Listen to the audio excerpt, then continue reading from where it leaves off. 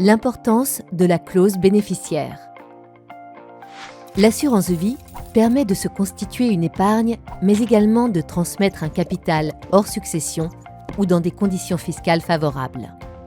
Pour en profiter pleinement, il convient de renseigner la clause bénéficiaire. Celle-ci permet de désigner les personnes qui percevront le capital ou la rente après votre décès. Dans le cadre d'un contrat de prévoyance, elle permet de protéger vos proches, vos associés ou votre entreprise. Elle est donc très importante. Elle doit s'adapter aux évolutions de votre situation personnelle. L'absence de bénéficiaire dans un contrat d'assurance vie fera tomber ce dernier dans le droit des successions sans avantage civil ou fiscal. Une clause standard. Lorsque vous souscrivez un contrat d'assurance vie, une clause bénéficiaire est prévue dans le bulletin de souscription.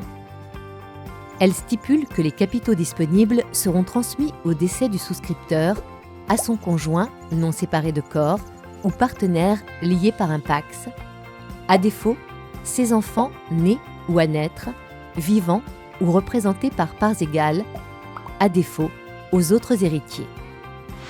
Cette clause standard, qui varie suivant les assureurs, répond à la majorité des cas.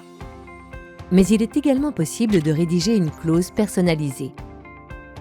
Optez pour une clause personnalisée. Il est possible de personnaliser la clause bénéficiaire en fonction de vos souhaits. Par exemple, privilégier un enfant, vos petits-enfants ou un tiers comme une association.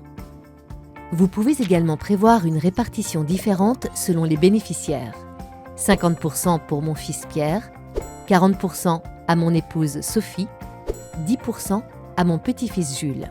Veillez à bien désigner vos bénéficiaires par leur qualité, enfant, conjoint, ou à les nommer prénom, nom, date et lieu de naissance, adresse, rang, et dans tous les cas, à mentionner, à défaut, mes héritiers.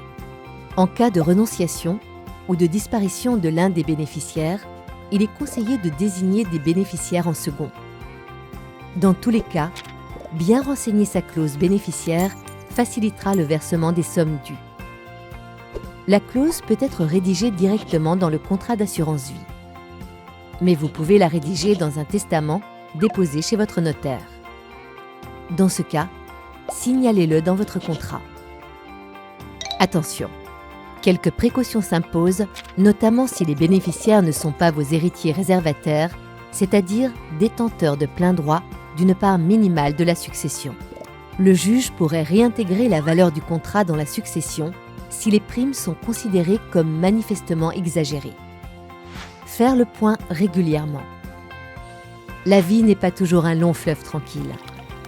Mariage, divorce, rupture de PACS, naissance, modifie vos rapports à vos proches.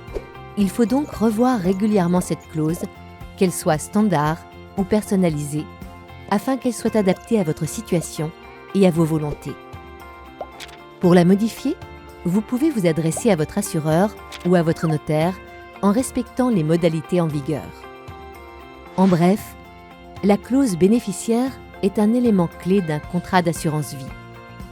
Il est essentiel de bien la formuler en fonction de votre situation et de vos volontés.